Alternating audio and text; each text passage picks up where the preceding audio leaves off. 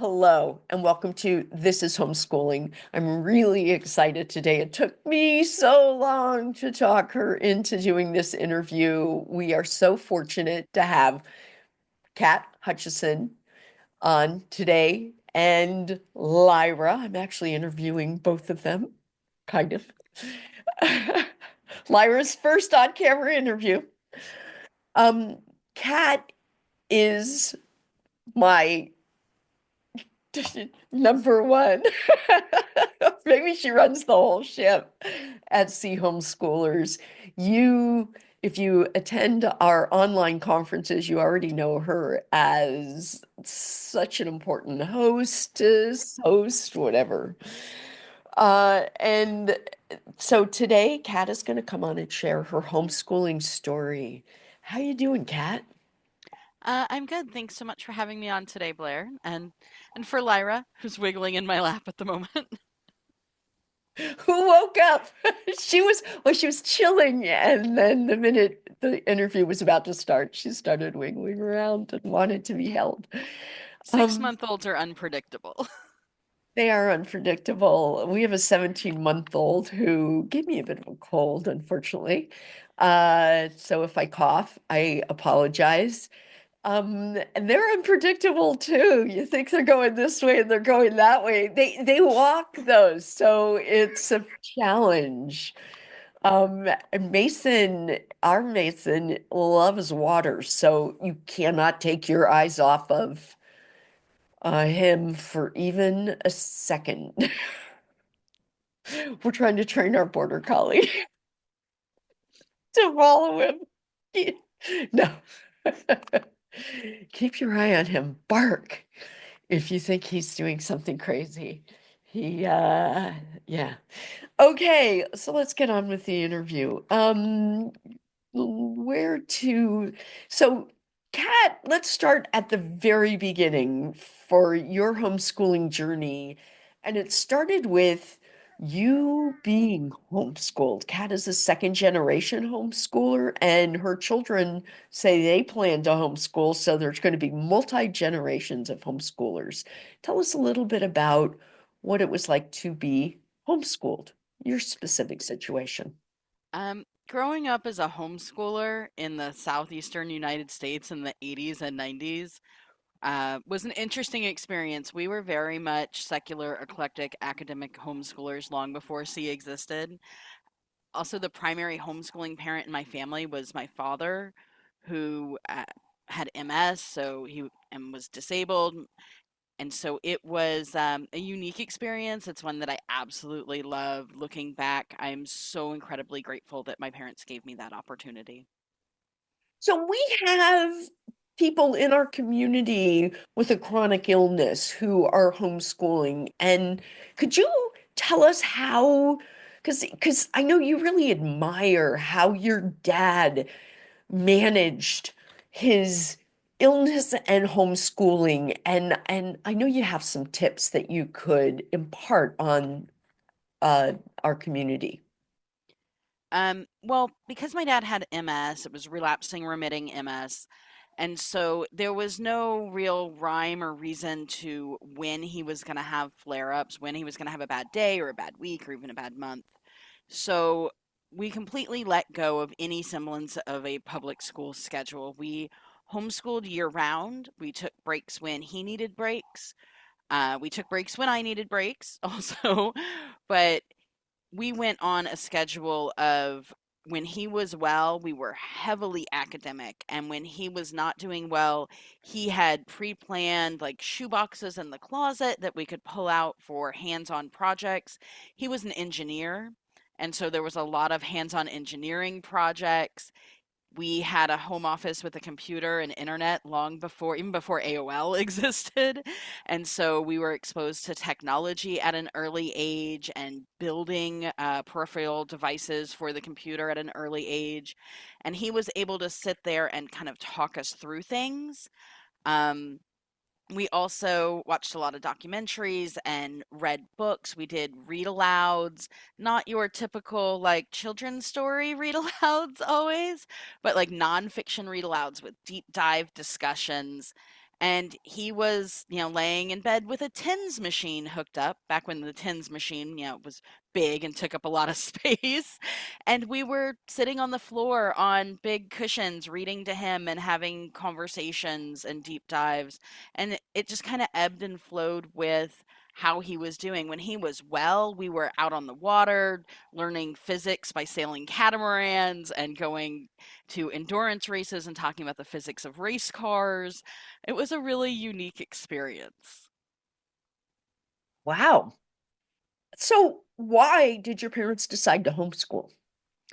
Um, Originally, with my older brother, we lived on a coastal island in Florida, and the public school my older brother would have been sent to for kindergarten, it was an hour and 45 minutes each way onto the mainland by bus for him to go to school, and my parents just went, "Nope, we're not putting our barely 5-year-old on a bus that far away to go to the mainland. We're going to homeschool."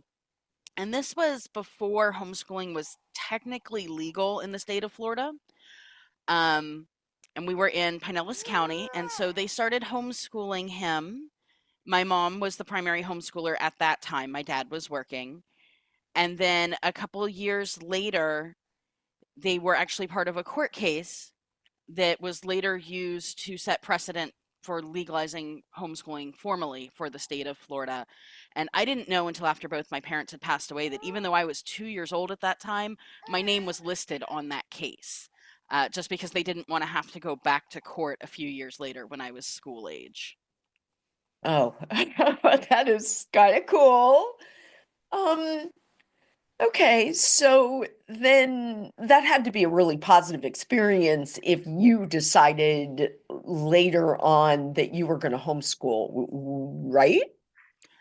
Well, I was not homeschooled all the way through. My parents very much took the approach of re examining what all of our educational options were each year, what worked best for the family as a whole, what worked best for each individual child. My older brother started public school in fourth grade and continued in public school until ninth grade. I did a year of public school in fifth grade, didn't like it. I think I lasted like 6 weeks or something, and then said, nope, I want to come back home. In sixth grade, I had been taking ballet lessons for many years. I decided I wanted to go to a ballet academy. I did that for a couple of years. I did a private school for a year, oh, half a year. Um, but so when I had kids, I just considered homeschooling as another educational option. When it was time for my oldest to start school, it was, what are the schools like where I'm at? What are my time commitments? What are the resources I have available? What is our financial situation? Do I need to be working? Can I be home during the day? What are our childcare options? So I kind of just weighed everything, and homeschooling was just another choice, just like a charter school or a public school or a private school would be. So we jumped ahead of your story because in the middle of all of this, after being homeschooled, then you went to college. And this is one reason I have been begging you to come on. Tell everybody about your degree. Kat is one of the people who I count on for feedback and help and collaboration as I'm trying to figure out some of the learning strategies that I want to talk about. So tell us about your degree, Kat. I have a master's degree in developmental psychology with certificates in birth through age 5 cognitive development, as well as youth and adolescent counseling. My area of passion is absolutely like the preschool, kindergarten, early elementary years. I love the cognitive development that is going on and finding a balance between academically rich and developmentally appropriate hands-on learning experiences for young children, for toddlers and preschoolers and kindergarteners. Um, there's so much interesting neuroscience and cognitive development that is happening at that age, the way the brain is forming synapses and making connections, and how that changes with the pruning that happens later on in upper elementary and middle school. It's I could talk about neuroscience all day. It's really, really interesting just what I find one of the most interesting things is that you've got these um things that happen in everybody's brain. And it and it can't all just be what you're exposed to and what you experience because siblings, anybody who homeschools multiples knows in the same family, but how could these people be so different? And I just find it really fascinating how the diversity of people. It's truly fascinating. And as you know, I've done some wildlife rehab. I'm telling y'all, one possum, I just primarily worked with possums, who I happen to love. One possum to the next, they're completely different. They have different personalities. I mean, it's just the brain is absolutely one of the most fundamentally fascinating things to study. Um, yeah, anyway. It's one of the reasons why, like in the C preschool group, you'll see people coming on and they're worried because their kids aren't doing the things that, maybe your kid isn't reading the way another 4-year-old is reading, or maybe your kid is doing math well beyond what other 3-year-olds are doing with numbers. And parents are always like, is this normal? Is this abnormal? How do I support this? There's so much asynchronous development, especially in those early years, and you can't compare one kid to the next, even within a family. Yes, there are some genetic traits. The studies on the genetic component of neurodivergence that's going on right now is absolutely fascinating area of study. But when it comes down to homeschooling, you can't compare one kid to another, even within the same family. And I think that that's one of the reasons why it's so important that we have places like C where you can go on and you can get advice and recommendations without the judgment and comparison. Something that didn't exist when I was a homeschool student, and I really wish it had. Oh yeah, just that community around children's learning is I know I started it, but I've got to tell you, it is anytime I talk about it, I call it a community run group. And that's its strength is that people, the amount of thoughtful advice and information that people give to other people who they don't even know. Uh, it's it's cool, y'all. If you're not in the C Facebook groups, you are missing a font of really valuable, um, just a really valuable community resource. Well, and that's why I fell in love with it. I joined C as a parent and got so much out of being there. That's why when you and the other person who was helping you run the group at the time were like, we're looking for volunteers, I immediately reached out. What do you need? Let me help. Let me be involved in this because I knew it was just going to continue to grow and be such an amazing resource. But one of the unique things about C, and especially in the preschool group, is it's so rare to find a place where you can talk about academically rich programming for preschoolers and kindergartners and young learners. And I know there's this whole movement of people who say just let them play, but they take out the different types of play from that conversation. They focus on free play. And as a developmental psychologist, one of the key components I know that's important to play is it not all just being free play. Free play is important for cognitive development, but guided play and academic play have their place in an academically rich and developmentally appropriate early childhood education. And that needs to be part of the conversation. It's also a place where if I want to use a curriculum, if I have a kid who loves workbooks or flashcards or online learning or whatever, there's not going to be the judgment and the, I hate to say mom shaming because it's not a group for moms. It's for home educators, but it's very much that parent shaming mentality in a lot of places where, oh, you have your kid on a screen, or oh, you're having them do sit down work and that's not developmentally appropriate. My 10-year-old could not hold a pencil and write. She had some fine motor delays, could not hold a pencil and write until she was almost 6. She was still doing academic work at 4. She was just doing it verbally. Like kids develop differently at different rates. And to hold them back in one area where they're interested because they are either on track or behind in other areas is just so ridiculous to me. And it's what you see in so many homeschool groups. Oh, you can't post about kids under 7 or 8 years old. Kids under 7 and 8 years old are learning all the time. So when C started the preschool group, what happened is we'd been letting in parents with kids under 5 for a long time, and they wanted to post. And so we started the Facebook group because even in C, those posts took so much work to manage because there are people who are absolutely militant about the fact that kids under 5 should not be doing any academic work. And I always found it really interesting. I know you agree with me, Kat, because we've talked about it so many times.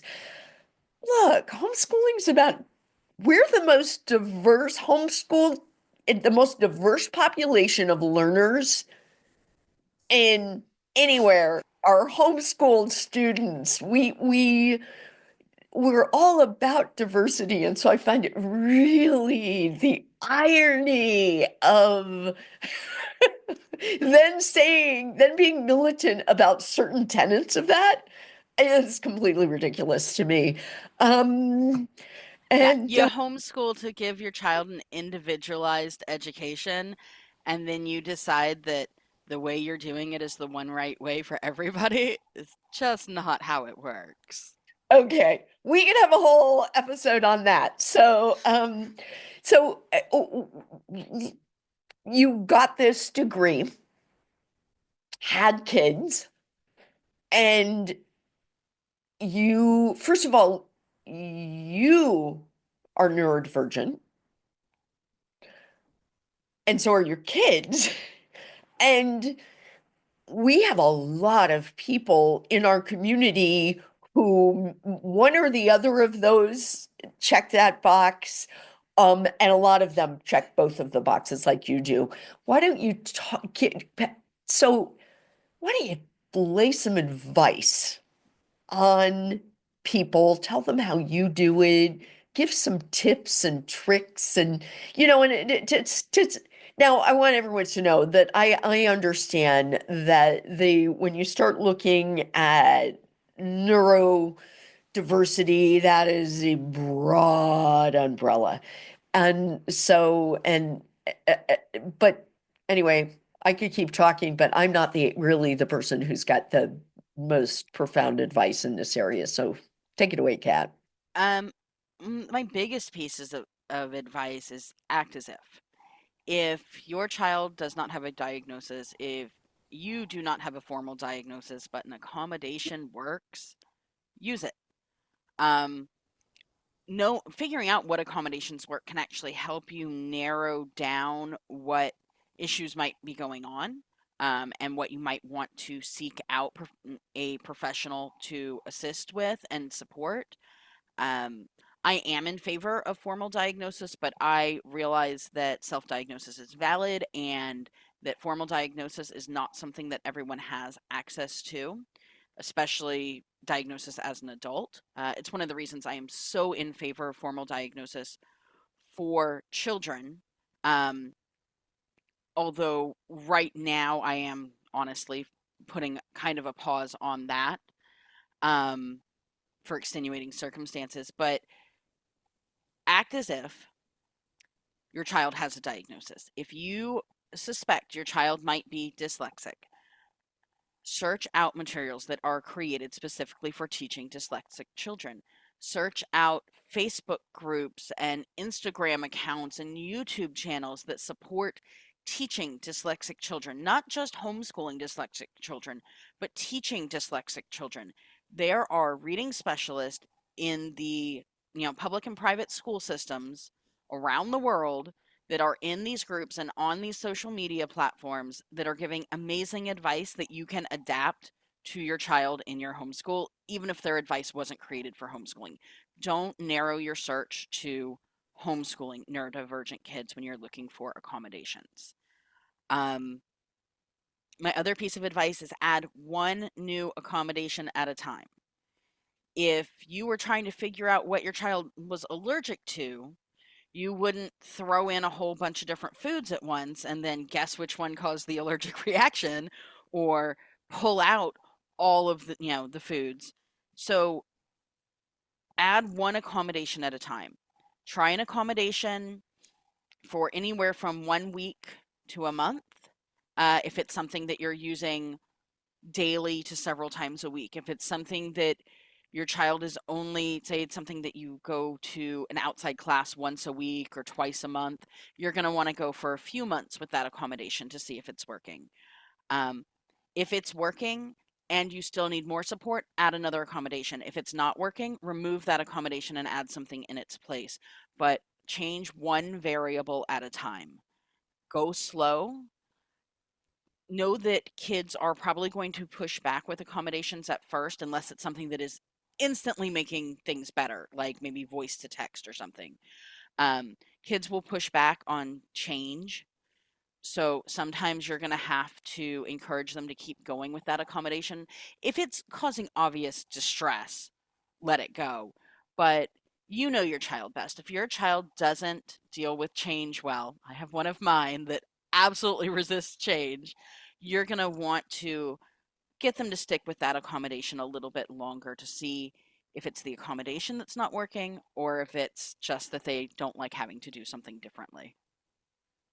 So one of the things I wanted to add to what you said is if you read something in these other groups and it's from it for a classroom setting and you think to yourself, how am I, okay, I get this, I think it might help, but how do I adapt this to a homeschool setting?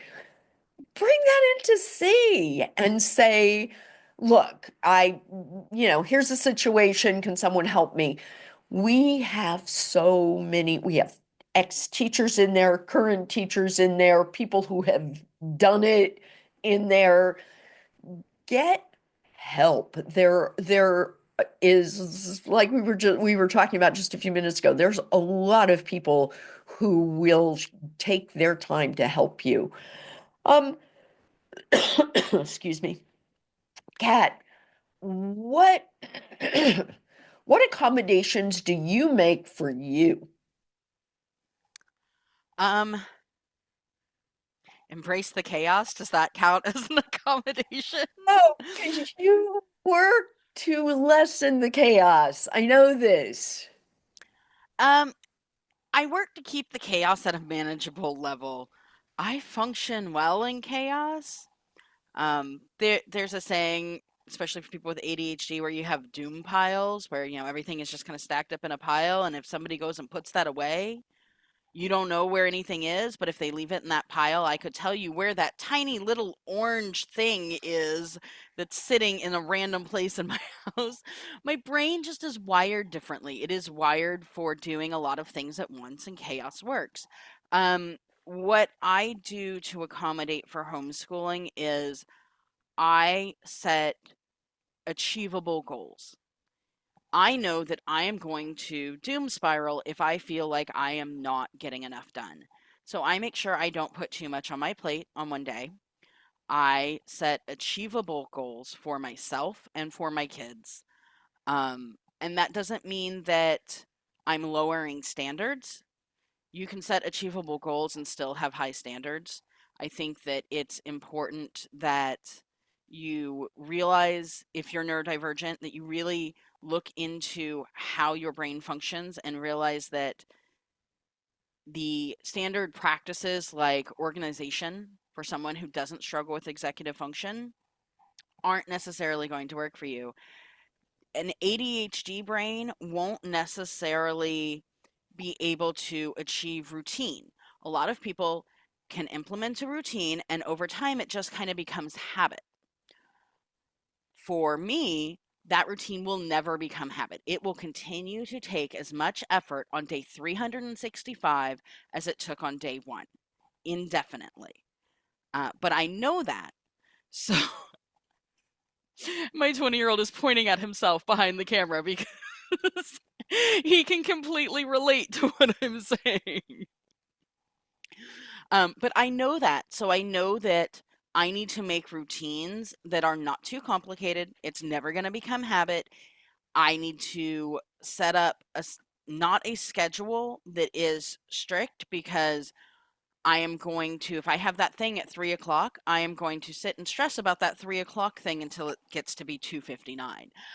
Um, so I need to set up schedules that work on my natural rhythm in a way that if I need to change things, if my kid has a meltdown, if my 6 month old is teething and up all night and I've had 2 hours of sleep, I can easily move things around and make accommodations for myself and my children in a way that doesn't make me feel like I'm failing them or myself. So this is what I'm hearing. And I want to just, because I think other people are hearing this as well, but I want to just synthesize and make sure that I'm getting this. You, there's a few things I picked up on. Number one, you understand sort of the where your neurodivergence is, and you are very knowledgeable about some of the classic like traits and accommodations. So number one is understanding. Number how your brain functions. Number two is putting together systems of operation that allow you to be successful and to feel successful, and that and those that both of those has helped you really be comfortable in your own skin. Would you say, and the reason I bring this up is because if I were raising a child who's neurodivergent, I would maybe try to be thoughtful about some of the learning that needed to happen to make them feel those. Did I make sense with that Yeah, sort of? I think it's also incredibly important that neurodivergent kids know that they're neurodivergent, know what that means for them, know how their diagnosis changes how their brain functions, and that they know that neurodivergent traits are human traits. Autistic traits are human traits. ADHD traits are human traits. What makes them autistic traits or ADHD traits is the combination of those traits together and how it impacts a person's life. Um, so everyone, or maybe not everyone, but a large portion of the population may deal with anxiety in certain social situations. A large portion of the population may, you know, have whatever human characteristics that an autistic person has, but the combination of those characteristics and traits together and how they impact the autistic person's life and how often the autistic person is dealing with them is what helps to categorize that person as not having an autistic brain and being autistic. Um, it's it's just a variable in brain chemistry and brain wiring. And I think that it's really important that we are raising a generation of children who realize that, who are taught that kind of radical acceptance of neurodivergence. Oh, I agree. And it's not um my now 25-year-old has real issues with anxiety. And I neither my husband or I, it's challenging as when parents don't have something. My husband's like, I think I was kind of had some anxiety, and I'm like, you not no, because Sean's is pretty extreme. Um, it it the radical acceptance it is important because it leads to conversations and sort of parental learning and teaching and facilitating so that a person understands how they can ex one of the things with anxiety is a lot of times parents will, and I want you to maybe give some tips around this. As parents, you think, how can I help them get over this? That isn't actually, and I mean, from my own experience, which didn't last very long, I will be, thank goodness. I, it was, is how can you help somebody get over this? That isn't helpful because they're not going to get over it. They'll get over that one situation, but you definitely don't want to create a situation where your child is stuffing behaviors because um, you that you just don't want that. And um, yeah. So anyway, I have a kid with anxiety. My 10-year-old has pretty severe anxiety, and it's not about helping her get over it. It's about right, helping her learn the coping mechanisms right. so that she can handle situations. And right now, that means a lot of hands-on support and modeling behavior for her, modeling skills and things that she can do, making sure that before she's in a situation, she has some options and discussing what those options are. If you start to get stressed, if you start to feel like you're going to have a panic attack or a meltdown, you're going to be at the theater. So these are some safe spaces where you can go in the theater, let an adult know these are places where you can go and have some quiet and some calm if you need it. Or we're going out running errands. If you start to get overwhelmed, all you have to do is tap my arm 3 times and you don't have to say a word, and I'll know we need to stop what we're doing and we need to go somewhere where you can have some quiet and some calm. Making sure that she's prepared beforehand and that she has the coping mechanisms she needs. Yeah, I can remember when he was little, just think, just put one foot in front of the other. No, if you have those thoughts, you just tell yourself they're not real. And but those weren't helpful at all, and they actually just made it worse. And now, because he was little, and then I was like, okay, I Well, need to and take a step back and figure out why what I'm doing is not helpful at all. And so it took some learning.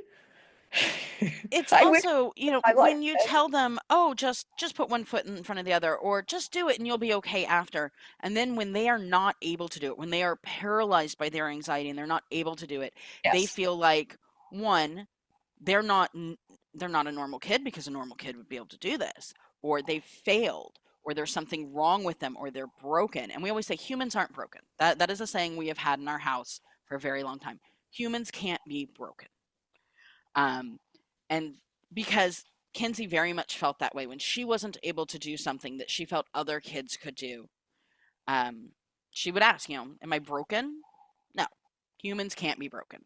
But I have very much decided that I don't want to spend my time trying to teach my children different behaviors or trying to get them to fit in or to change who they are. Radical acceptance is not about spending your energy changing your child. It's about spending your energy changing society so that it is a safe and accepting place for your child where your child can thrive. And we work really hard at sea to make sure to ensure that that is what our community is about. I will say, because we really the radical acceptance does actually start with you. And so when you are dealing with a child whose brain function, the way their brain functions, you don't totally get yeah, it's very interesting. So, Kat, I have one final question for you, and that is, how do you find curricula that works well? Or programs? What do you do? Pick curriculum that you can adjust to make it fit your child. Don't try and make your child fit a curriculum. You fall in love with a curriculum. It's so pretty. You saw it on Instagram, or everybody's talking about this online course that it just works for everybody. So you're going to use it. Stop and think about what works for your child. It's important to consider what works for you as the educator or facilitator as well, because if you can't handle something with 10 moving parts, even if it's a great fit for your kid, if you can't implement it, it's not going to work. But think about what works for your child. I'm going to use RSO as an example. I love RSO level 1, but my 10-year-old had some fine motor delays, and writing was not going to happen on track with necessarily where other kids her age were, but she loved the science and she loved the hands-on component. So what I did was I would scribe for her everywhere that the child was writing in that book. I was doing the writing. We were having verbal conversations. When it came to the hands-on labs, I was acting as the lab assistant. I was setting up the prep as she was giving me the instructions. I was taking notes as she was telling me what her observations were. I was measuring the things, but I was showing her what I was doing and how to measure, but I was being her hands. And so I was making accommodations for her while still letting her use a curriculum that really spoke to the way she learned. Um, the other thing I would say is really consider multimodal learning. I think that's true for everyone, but especially for neurodivergent kids. It is so important that neurodivergent kids are supported in becoming multimodal learners. They will have one or two learning modalities that they are going to gravitate to. Absolutely let them run wild with those if that's, audio visual, listening to podcasts and watching videos, or if it's reading, writing. But make sure that you are working in some supports and accommodations for as many of the other learning modalities as possible, even if they are never going to be super successful with the other learning modalities. It's important that they have experience with them so that if they are ever in a situation where that learning modality is expected of them, they are at least familiar with it enough to try and make some accommodations themselves or advocate for the accommodations they need. I would say that's the other important thing about homeschooling neurodivergent kids is scaffolding them to be able to seek their own accommodations in an age appropriate manner. Wow. So the one thing you were talking about really resonated with me, because I'm working on this writing revolution curriculum. And so I just want to pull out a little what Kat is talking about. Well, what you're talking about is to parse out the different skills. Because the whole thing with the writing revolution is if your child's not writing, there's a big cognitive load with this, or if they're working on writing or they have fine motor delays, but that doesn't mean their brain isn't ready for building these complex sentences and or doing science and understanding the science. And so unpack the skills that are being asked. And if a child isn't able to do something, just remove that. Like, what's the big picture? What are you really trying to get out of something? Do you have anything to add? Like, because the thing with an RSO science course, writing is assumed, but it's not what kids are working on. This is not a handwriting course. Oh, I think that it's totally fine to cherry pick the parts of a curriculum that work and don't stress over the parts that don't work for you. Um, For them. you don't have to use everything just as it's written. I look at curriculum as a tool. I look at online classes as a tool. Some people will pick an asynchronous online class and have their kids complete it completely on their own, and that works for some kids. I, with my kids, will pick an online class and I will implement it like it is a curriculum. that I am working through it with them. Um, so it's just a matter of what works for each individual child. And I think that that really applies whether a kid is neurodivergent or not.